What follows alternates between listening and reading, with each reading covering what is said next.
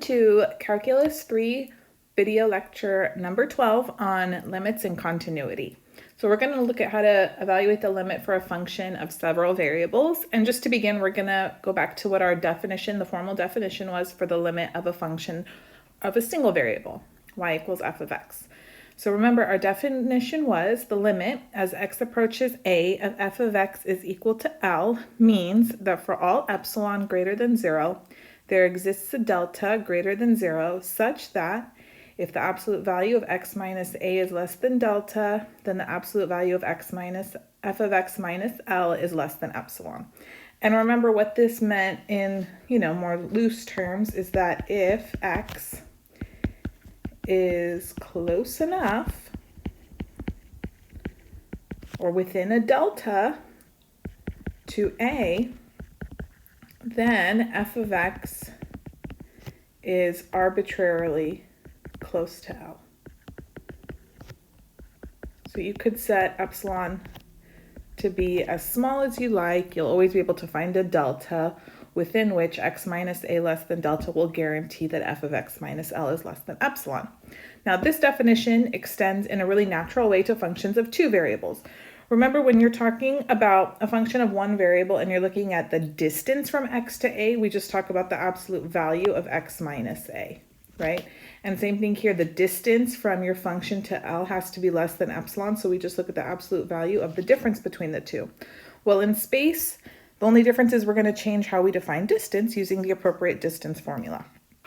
So here's our definition. The limit as xy approaches ab of f of xy is equal to L means that for all epsilon greater than 0, there exists a delta greater than 0 such that, and notice this is our distance formula from xy to ab. So as long as that distance is less than delta, and of course it's going to be greater than 0, then we can say that f of xy minus L is less than epsilon. So again, if you're just kind of loosely describing what this means, if some arbitrary point, so in this case our arbitrary point is going to be xy, as long as it's close enough to the point AB, then f of xy is arbitrarily close to L. So same idea. Now, if you'll recall, when you looked at limits as x approaches a of f of x, in the past, it was enough when you're looking at a function of a single variable to consider what the limit was from the left and then what the limit was from the right, because those were the only two paths that you could take in order to approach the number a when you're dealing in just two space, right? However, it's going to be more complicated here because there's going to be infinitely many ways for xy to approach some point AB. So we have to examine the situation very carefully. Recall, like say you have a function. I'm just going to do like a loose sketch here. You have your function. You want to know what the limit is as x approaches a. And you're in space, right? Here's the function. That's the limit. The only two paths you could take is x is approaching a from the left or a from the right. Now notice down below, I have some arbitrary function of two variables graphed, and say I was interested in figuring out what the limit was as xy approached 0, 0.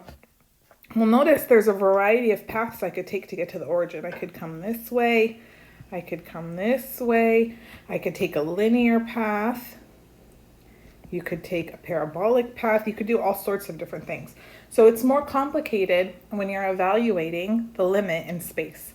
However, the same idea holds in that the limit from the left has to equal the limit from the right in order for the limit to exist for a function of one variable, and the limit from any direction must be the same in order for it to exist for a function of several variables, okay? So what does that mean for us? That means if I can find two paths that yield different limits, then I know for sure the limit doesn't exist. And that's typically what we're going to do. So here I have the function x squared minus 2xy plus 5y squared over 3x squared plus 4y squared, and I want to find the limit as xy approaches 0, 0. First thing you need to do is just check what would happen if I directly substituted in 0, 0. you'd get 0 over 0, so that's no good, okay? We don't do L'Hopital's rule here for functions of several variables. So what I'm going to do is consider two different paths in the hopes that they won't agree, and then I can say, okay, the limit doesn't exist. So one thing I could do is I could say, all right, let's take a path along the x-axis. And if I'm taking a path along the x-axis, then that would mean that y is equal to 0, right? So now I'm looking at the limit as x0 approaches 0, 0. And now my function here, I'm going to go through and replace all of the terms with y with 0. So I have x squared over 3x squared. And then now I can see that's just going to simplify to 1/3. So the limit of this function up here along the x-axis is 1/3. Well, what if I approach along the y-axis? So this time I would be approaching along x equals 0. So I would look at the limit of 0y approaching 0, 0.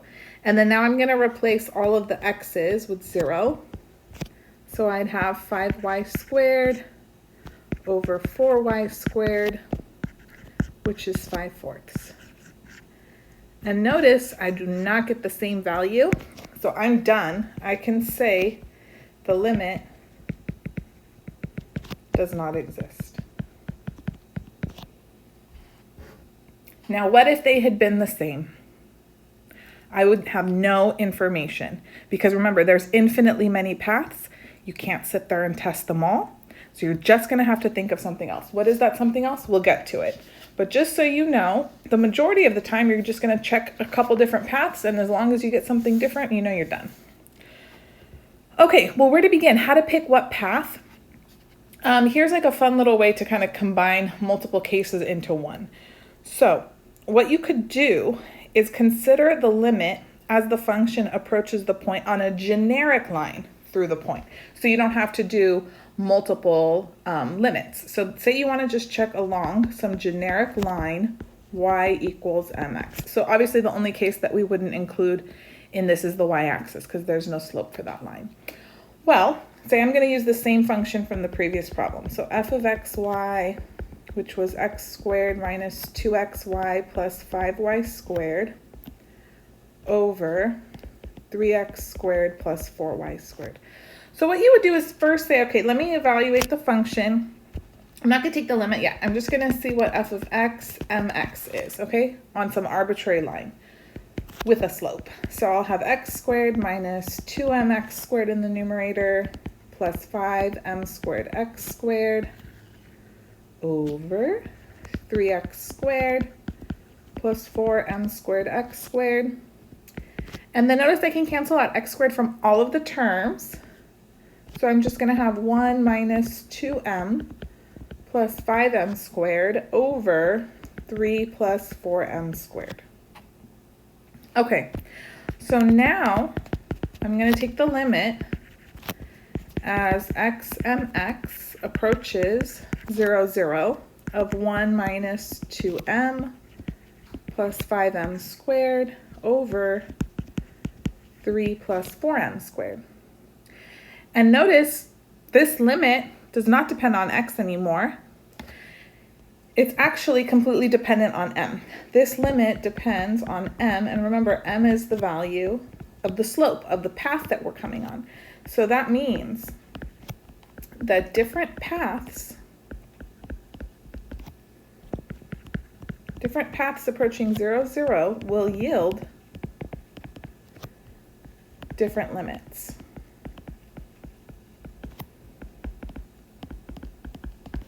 So the limit as xy approaches 0, 0 of this guy does not exist. Okay, so anytime you test along a generic path, y equals mx, and you end up that your limit is dependent on m, then that means changing the path will change the value of the limit. So obviously the limit would not exist. Different paths are going to yield different values of the limit. Okay. Good. Let's look at one more example where maybe this will be inconclusive, and then we're going to have to try something else. So here we have the limit as xy approaches 0, 0 of xy squared over x squared plus y to the fourth. So say you're just loving this approaching along y equals mx because you don't want to have to check multiple lines. Good idea. Let's do it.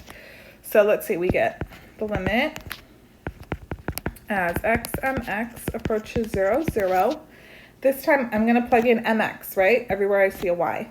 So then I'm going to have m squared x squared times another x. So that's going to be m squared x cubed in the numerator.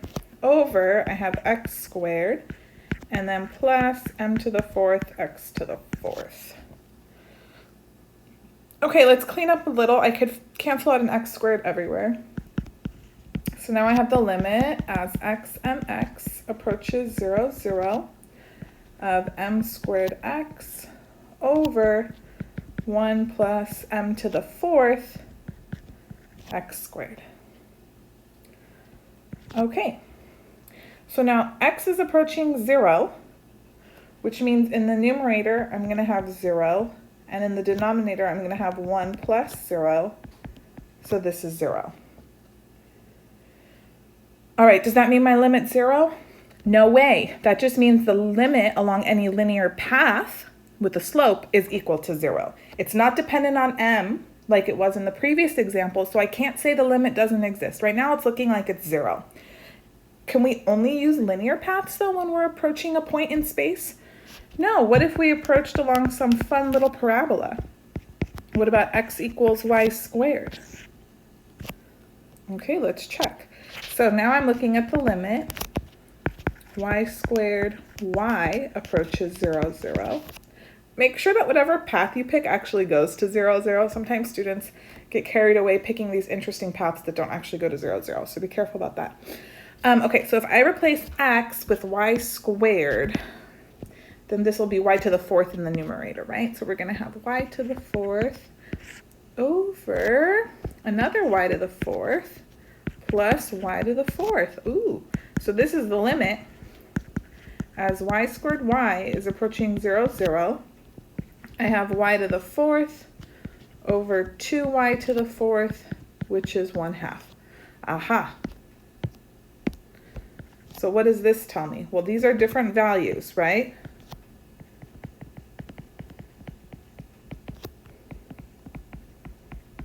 So the limit as xy approaches 0, 0, always rewrite out the original problem, of xy squared over x squared plus y to the fourth does not exist.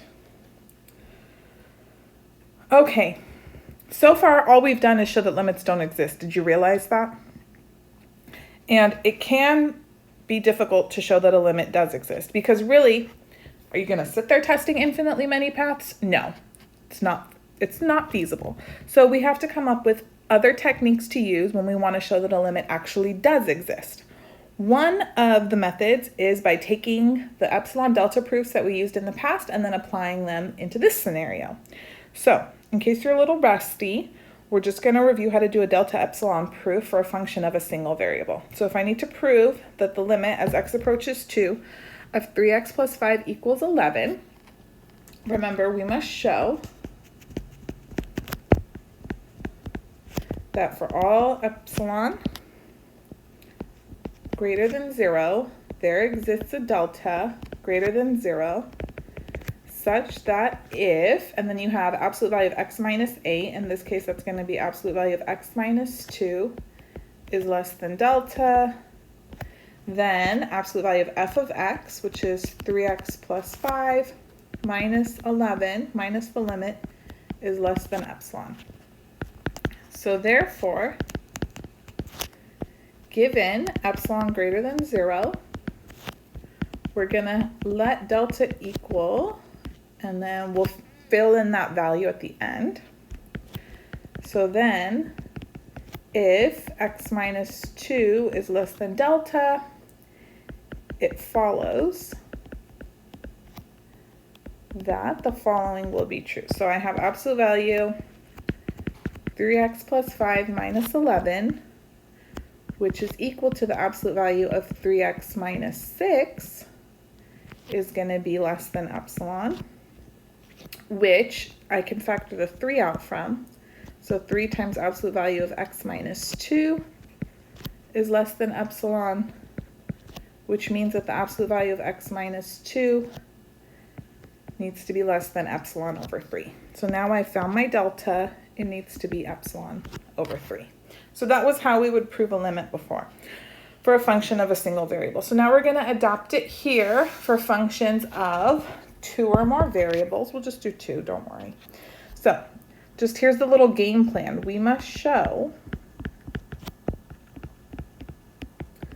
that for all epsilon greater than 0, there exists a delta greater than 0 such that if, and I'm just using the definition from the very beginning of the lecture, okay? X minus a squared plus y minus b squared, the square root of all that, is less than delta, then I know f of x, y, which is x cubed, y squared, over x cubed plus y squared, minus the limit, minus L, is less than epsilon. Okay, so you always start these off the same. You say given epsilon greater than 0, let delta equal, and then we find that part later. Okay, in this case, AB is 0, 0. So AB is 0, 0. And then that's the limit L. Okay, so if I'm figuring out what x minus a squared is plus y minus b squared, I'm just going to have rad x squared plus y squared, right, is going to be less than my delta, since a and b are 0 here.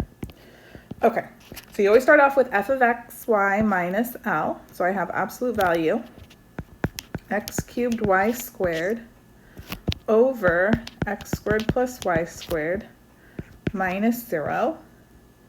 Now somehow I want to play with this inequality so I can squeeze out the expression that needs to be less than delta. Like last time, you see how we played around with f of x minus L. It took very little playing. All I had to do was factor out a 3, and lo and behold, there was x minus a. So I want to play around with this expression here so that I can see this rad x squared plus y squared pop back out. Okay, well, first of all, that 0 is unnecessary. So I just have absolute value x cubed y squared over x squared plus y squared. And I want to force this to be less than something, right? So I know if I get rid of the x squared in the denominator, that will make the next quantity larger, right? So this is less than or equal to x cubed y squared over y squared. Think about it. What did I just do? I just made the denominator smaller, which means the overall expression is larger, right? If you have an additional term in the denominator, then you know this expression is going to be smaller because you're dividing by something that's bigger.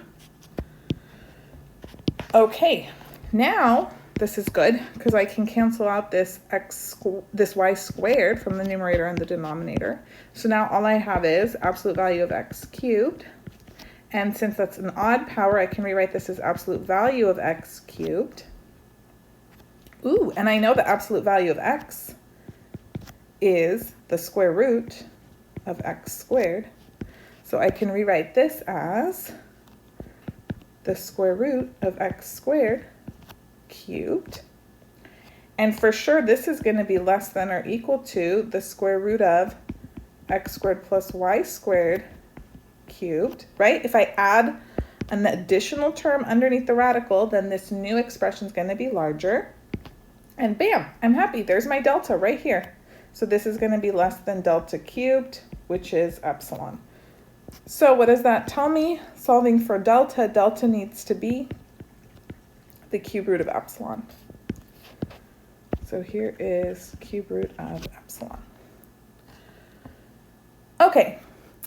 I don't hold my students responsible for knowing this way, but I just wanted to demonstrate it in case it comes up that it hasn't been left out of your education. However, if you're one of my students, you can relax. I won't test you on knowing the delta-epsilon proof. Okay, another approach, this one you should know, no matter who you are, my student or not, is to use the squeeze theorem.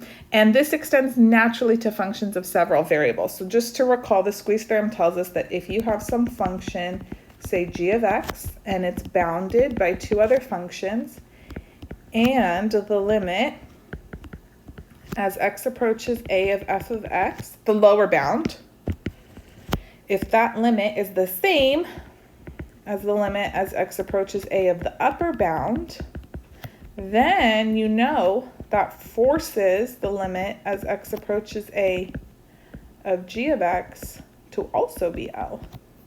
Okay, so we can do that here. So prove that the limit xy approaches 0, 0 of the same function as earlier is equal to 0, and we can use the squeeze theorem for that. Okay, now one thing is you have to figure out how to bound your function. And a nice way to bound it is just by taking the absolute value of it. Because when I take the absolute value of a quantity, then automatically I know the lower bound's going to be 0. And why did I think to do this? Well, they also told me that the limit is 0. So it would be nice if I could just bound it below by 0 and then above by something that I could clearly see is going to 0. Okay, and you also have to recall a fact from early on in your calculus career, that the limit as x approaches a of the absolute value of f of x, if that limit is 0, then that means that the limit as x approaches a of f of x without absolute value is also 0. So actually I'm going to show that the limit of the absolute value of this function is 0, and then applying that theorem I can say, well, the limit of the original has to be 0 as well. Okay, so I've bounded it by below with 0, the constant, and then I want to see if I can bound it above, and I'm going to do something similar to what I did in that proof. I'm just going to ditch a term in the denominator.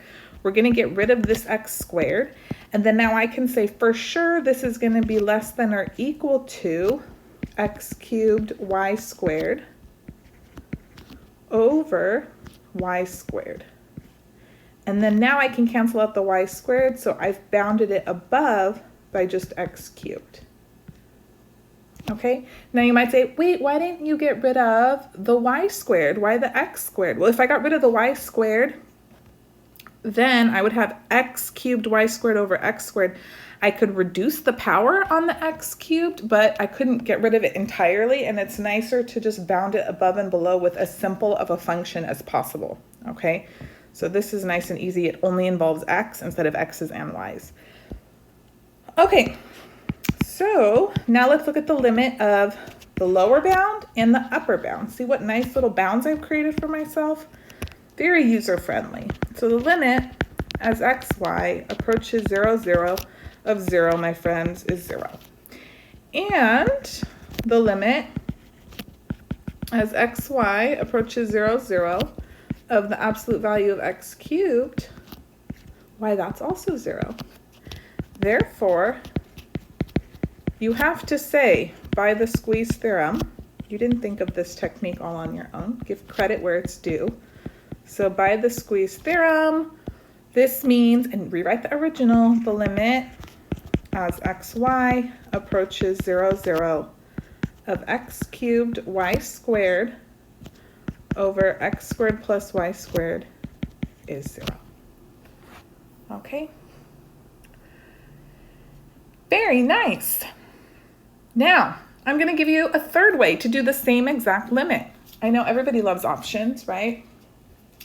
The third way is we can convert to polar form sometimes, and that makes it nice because then you just will have hopefully something more manageable to work with. So remember, when you're converting to polar form, you're going to let x equal r cosine theta, y is going to equal r sine theta, and we're going to have x squared plus y squared equals r squared. Now be careful, this is only going to work if you're approaching the origin. Only for approaching 0, 0. Because if you're taking xy to approach 0, 0, the only way that your polar point will go to the same place is if it's also approaching 0, 0. Because r can vary, but as long as you're just going to the origin, then they will be equivalent. So in destination. So just remember when you're switching to polar, you have to make sure it's for one of the limits that goes to 0, 0. And then the other thing is you have to specify that r is approaching 0 from the right. So what's going on is theta we're not going to consider.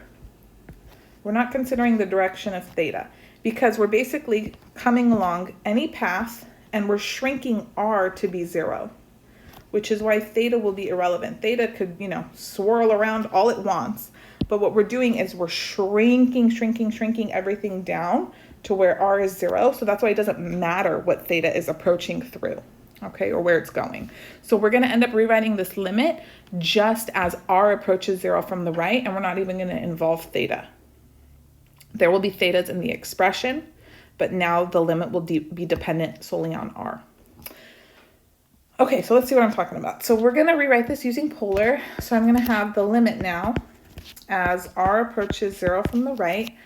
In the numerator, I'll replace x with r cosine theta. So I'll have r cubed cosine cubed theta. Y squared is going to be r squared sine squared theta. And then in the denominator, x squared plus y squared is just r squared.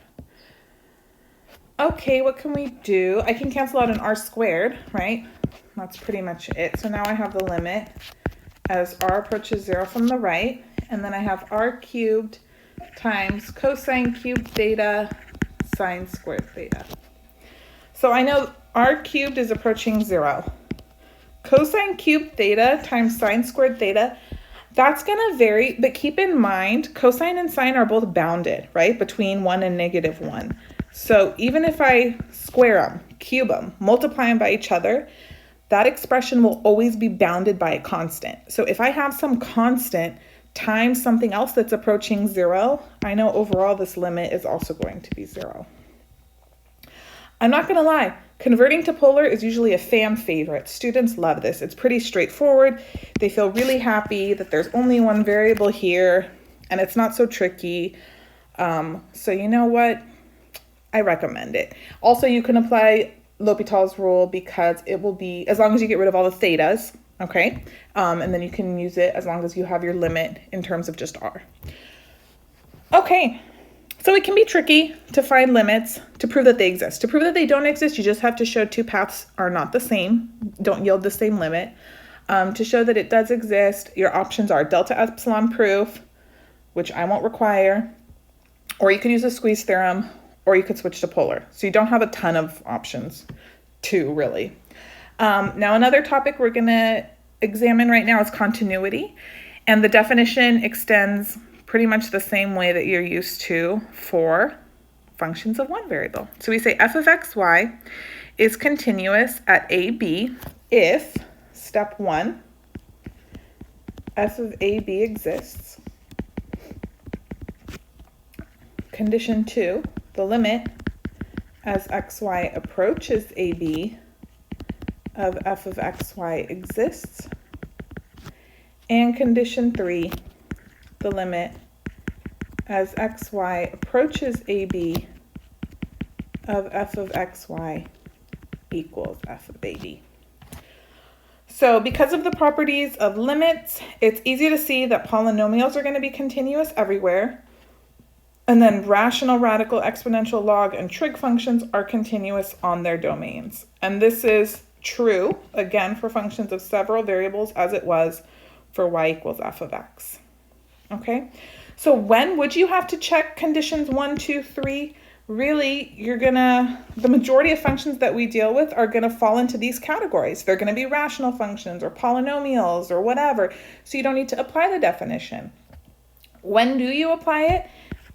If you have a piecewise function most of the time. So you're gonna check for continuity using conditions 1 through 3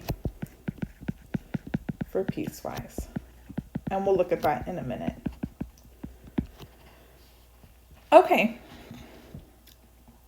Now, just since we've learned so many fancy things, I don't want you to forget that the most common or first thing that should run through your mind when evaluating a limit is to try direct substitution, okay? So if you're given a problem like the following, evaluate the limit as xy approaches negative 1, 3 of x plus y squared over x minus 1 times y plus 2. Don't forget, you can just directly substitute. Most of the time you'll get something like 0 over 0, but don't forget that it's an option. Because in this case, notice, if I just plug in, I'll have negative 1 plus 9 in the numerator over negative 2 times 5. So that's going to be 8 over negative 10, which is negative 4/5.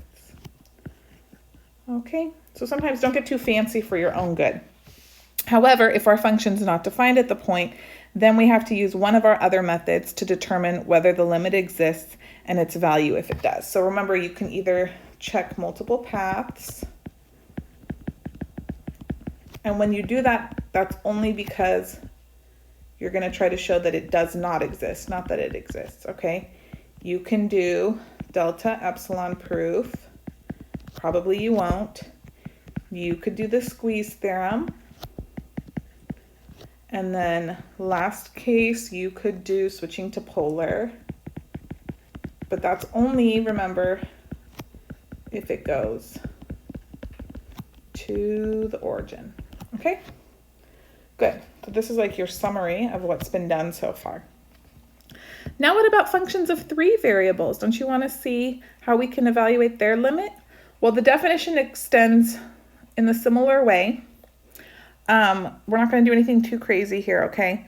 So notice the problem's already giving us a hint. Show that the limit as xyz approaches 0, 0, 0 of xy plus yz plus zx over x squared plus y squared plus z squared does not exist. Okay, they're already telling me it doesn't exist. Now, do you remember when I showed you how to approach along some arbitrary line, arbitrary linear path y equals mx? Well, we can do something similar here. But remember, in space, we write the equation of a line a little differently. So what I'm going to do is approach along a line. Well, it has to go through 0, 0, right? 0, 0, 0. With arbitrary direction vector. So the vector would have components a, B, C, which would mean that x is equal to AT, right? If I'm writing the parametric equations for the line, y equals BT, and z equals CT. So now what I'm going to do is consider the limit as AT, BT, CT approaches 0, 0, 0, and then replace x, y, and z in terms of how they're defined parametrically for the linear equation here. So x times y, this guy, is going to be AT times BT. So that's going to be AB t squared. Plus yz is going to be BCT squared. Plus zx is ACT squared. And then in the denominator, we'll have a squared t squared plus b squared t squared plus c squared t squared. And then notice, I can cancel out a t squared everywhere. And then now there's no more t's in the limit. So whatever constants remain are what the limit's going to be equal to. So this is just equal to AB plus BC plus AC divided by a squared plus b squared plus c squared. So what does this tell me? This tells me that the value of the limit is dependent on the values a, b, and c, meaning what the direction vector is for the line. And this is similar to the limit depending on m when we did a function of 2 variables. So since the limit depends on v, the direction vector, you need to write this summary statement, okay? Different paths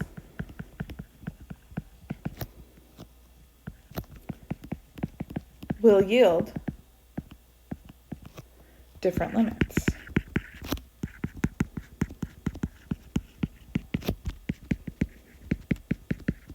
Therefore, then you rewrite the original. The limit as x, y, z approaches 0, 0, 0 of xy plus yz plus zx over x squared plus y squared plus z squared. What about it? It does not exist. Okay. Lovely. Now, let's consider functions that are formed as composition. So in particular, suppose f is a function of two variables and we know that it's continuous at a, b, and then g is a continuous function just of a single variable and it's continuous at f of a, b, at the output. Then the function h of xy, which is g composed with f, is also continuous at a, b. So here we're going to look at an example. Where is the function g of xy, which is equal to sine inverse of x squared plus y squared, continuous? So first I'm going to have to figure out where the inner function is continuous, and then I can figure out where the composition is continuous. So the first thing I need to ask myself is, where is x squared plus y squared continuous? Well, it's a polynomial, so it's going to be continuous. Now please have your wits about you. Don't say on all real numbers. It's on all of R2, right? We're in two-dimensional space now, x and y. And you have to say why you know. So because it's a polynomial. Okay, now where is arcsine continuous? Where is it defined? Well, its domain has to be between -1 and 1. So basically what we need is for -1 to be less than or equal to x squared plus y squared to be less than or equal to 1. Well, I know x squared plus y squared, that's always going to be greater than or equal to 0, right? It's never going to be negative. But I am going to require that it be less than +1 now, right? In order for g of xy to be well defined. So that tells me g of xy is continuous on and inside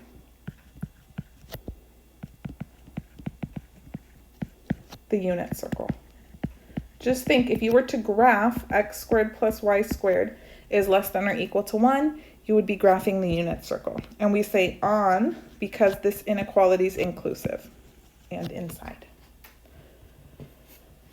Okay, well, last topic that we have to consider is continuity regarding piecewise defined functions. So here's your chance to apply the definition. And let's look here.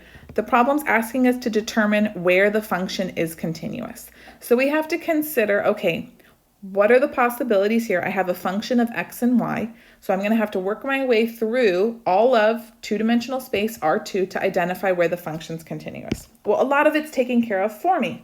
Notice, since the rational function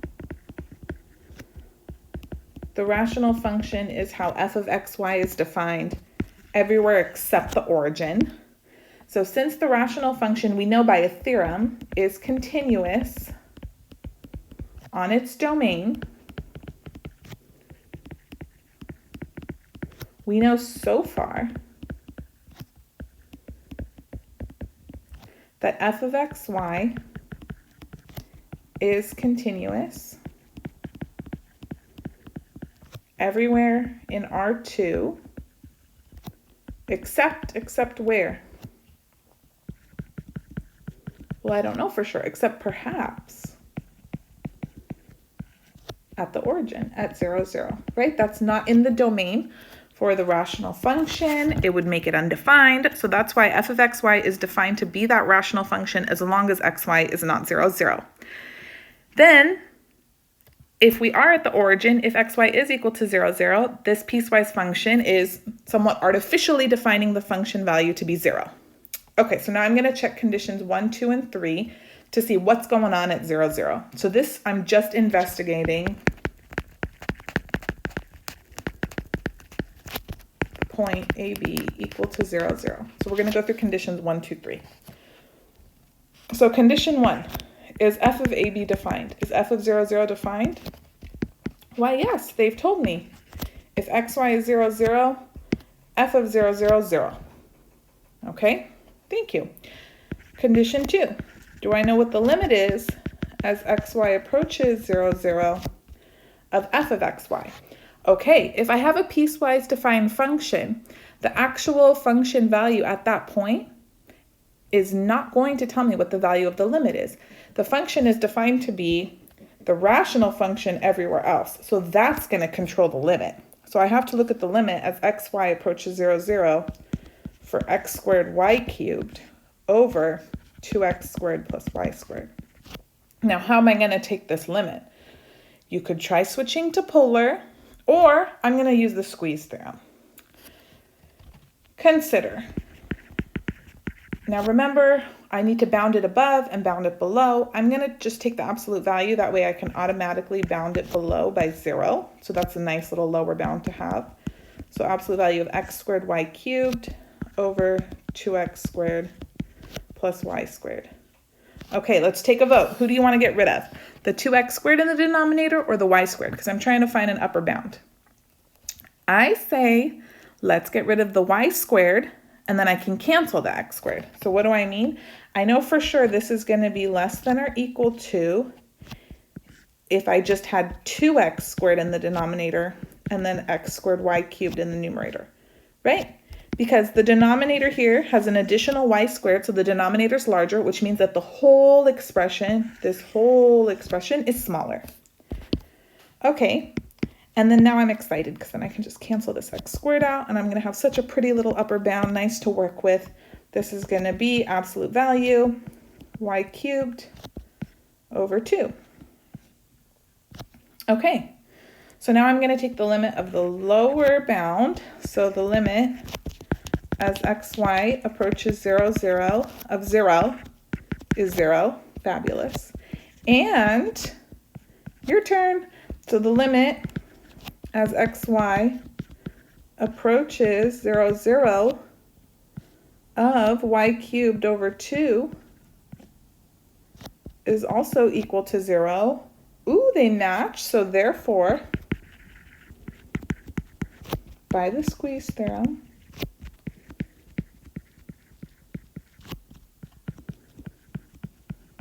I know that the limit as xy approaches 0, 0 of x squared y cubed over 2x squared plus y squared equals 0. Whew, condition 2 passed. So what does condition 3 say? I have to make sure that the first two are equal to each other. So is f of 0, 0 equal to this limit? It sure is.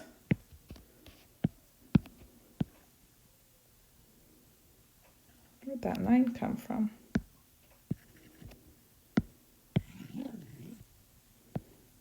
Actually, it was getting a little squished. Let's just move everybody else down. Beautiful. So this condition passes. So what does this tell me? So f is also continuous at 0, 0. We just proved it, which means I already knew the function was continuous on R2 except possibly the origin. So now I know for sure f is continuous on all of R2. How satisfying. Okay, so that concludes the lesson. Make sure you practice your techniques and kind of make an outline of the material for yourself. That way you have the strategies and procedures clear in your own mind. It'll help you.